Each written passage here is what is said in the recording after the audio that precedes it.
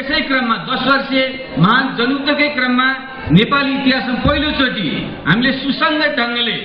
जातीय उत्पीडित जाति र क्षेत्रहरूको आत्मनिर्णयको अधिकार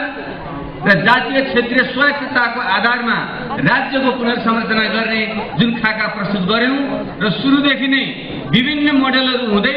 अन्त्यमा संविधान सभा निर्वाचन पछि संविधान सभाको राज्य पुनर्संरचना समितिमा जुन हाम्रो पार्टीका कमरेडबाट त्यो नेतृत्व भएको थियो, त्यहाँ हामीले 14 वटा प्रदेश शेर्पा स्वायत्त प्रदेश सहित 14 वटा प्रदेश प्रस्तावित गरेका थियौं भने हाम्रो पार्टीको तर्फबाट प्रस्तावित छुट्टै 12 वटा प्रदेशमा पनि हामीले शेर्पा स्वायत्त प्रदेशलाई सामेल गरेका थियौं र यो हाम्रो प्रतिबद्धता हो। हामी कुनै पनि हालतमा सम्पूर्ण उत्पीडित जाति र क्षेत्रहरूले आफ्नो स्वायत्तता सहितको राज्य प्राप्त गर्नुपर्छ भन्ने मान्यता राख्छौं र त्यस अर्थमा तपाईहरुले जुन यो महान अभियानलाई अगाडि बढाउनु भएको छ त्यो सफल हुन्छ भन्ने हामीलाई विश्वास छ। शेर्पा जाति एउटा विशिष्ट प्रकृतिको जाति पनि हो, संसारको सबभन्दा उच्च स्थानमा